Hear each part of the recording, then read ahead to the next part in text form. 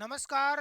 राम राम सा जैन साथियों, मैं आपका साथी राजपाल चौधरी स्वागत करता हूं पुलिस एकेडमी में। मेरे सभी विद्वान साथियों का, सभी साथी लाइव जुड़ जाएं। नए हो तो चैनल को सब्सक्राइब जरूर कर लें।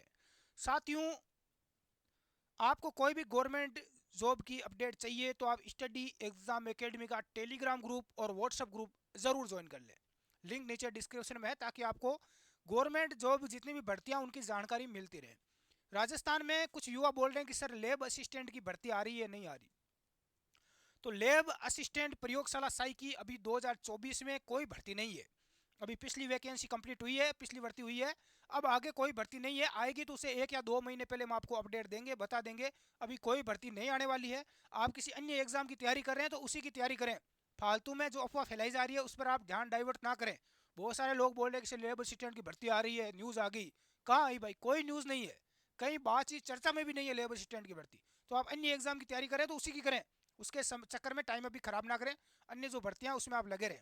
अब देखो, हर 1 लाख पशु को उपचार के लिए चलेगी मोबाइल वेटनरी यूनिट। राजस्थान में एक नया सिस्टम यहाँ पर पशुओं के लिए। राहत भरी खबर है, पशुपालकों को घर बैठे मिलेगी उपचार की सुविधा। ये सरकार का बहुत बड़ा फैसला है, जिसमें मुख्यालय के चक्कर लगाने से मिलेगी निजात। प्रदेश के जो पशुपालक है उनसे राहत भरी खबर है, पशुओं के इलाज के लिए भटकना नहीं पड़ेगा। अब वैन है, वो खुद गाड़ी चलकर जाएगी। सिर्फ एक कॉल लगाना है, पशुपालक के घर पर जाएगी और वहां पर उसका इलाज किया जाएगा।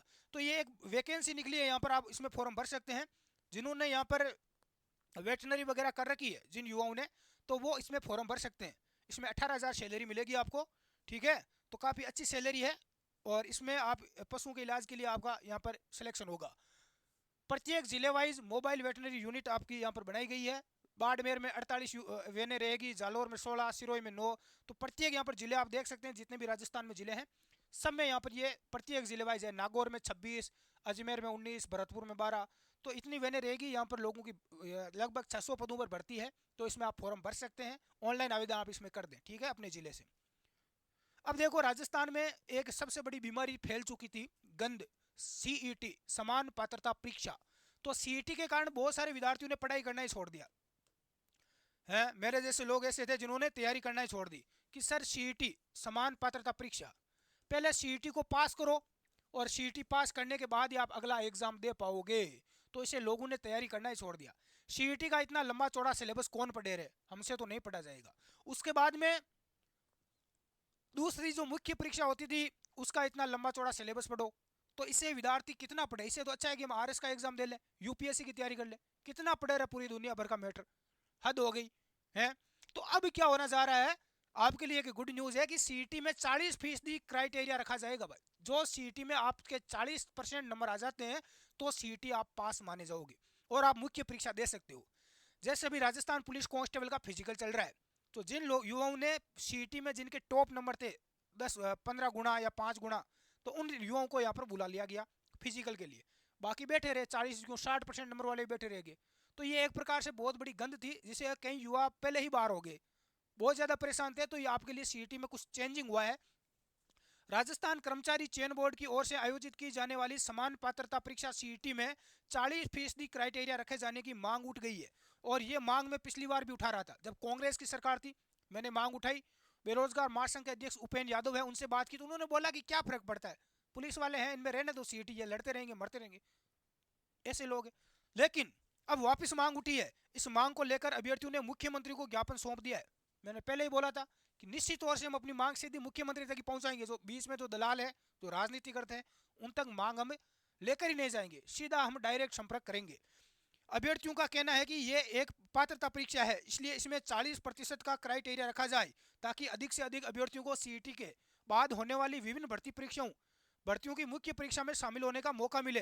वर्तमान में पदों के मुकाबले 15% का क्राइटेरिया लागू है। इससे अभ्यर्थियों के साथ अन्याय हो रहा है। रीट में भी न्यूनतम अंक प्राप्त करने पर पात्रता देने का प्रावधान है, इसी तरह पर सीईटी में भी पात्रता का प्रावधान रखा जाए। अभ्यर्थियों ने कहा है कि चयन बोर्ड को भी इस संबंध में ज्ञापन दिया जा चुका है। तो ये भजनलाल जी है, भजन का को, तो भजनलाल सीएम साहब को ये ज्ञापन लिखा गया है। और निश्चित तौर से आपकी सीईटी में आगे आने वाली जितनी भी भर्तियां होगी, उनमें आपके यदि 40% नंबर आते हैं तो आप निश्चित रहे, आप अपनी तैयारी करें। इसको लागू किया जाएगा सिस्टम को, आप निश्चित रहें, बिल्कुल भी चिंता ना करें। और 40% जिनके सीईटी में नंबर आएंगे वो आगे मुख्य परीक्षा दे पाएंगे। मेरे हिसाब से तो सीईटी वाला ये झंझट है, इसको हटा देना चाहिए। अब भाई इतना लंबा चौड़ा सीईटी का सिलेबस पढ़ो, उसके बाद मुख्य जो परीक्षा होती है उसका पढ़ो, तो कि युवा बेचारा कितना पढ़े। कोचिंग में लाखों रुपए वहाँ फीस दो, हज़ारों की तादाद में, रूम का खर्चा 10-10 हज़ार रुपये महीने का, उसके बाद 6-6 महीने वहाँ बेंच चलते हैं, फिर वापस आ जाओ, घर वालों का, पड़ोसियों का, गांव का इतना दबाव। तो एक युवा बेचारा मरे तो मरे कैसे, बेरोजगार युवा कितना परेशान है। तो इस सीटी का एक सिस्टम है, हटा देना चाहिए। अब देखो, और निश्चित तौर से हटेगा, 40% वालों का ही यहाँ पर हो जाएगा, तो आपके लिए ठीक रहेगा। बोर्ड ने गठित की सिलेबस रिव्यू कमेटी भर्ती परीक्षाओं के सिलेबस में बदलाव की तैयारी है भाई। जितनी भी राजस्थान में आगे भर्तियां होगी 2024 में, सभी का सिलेबस बदल जाएगा, नया सिलेबस मिलेगा।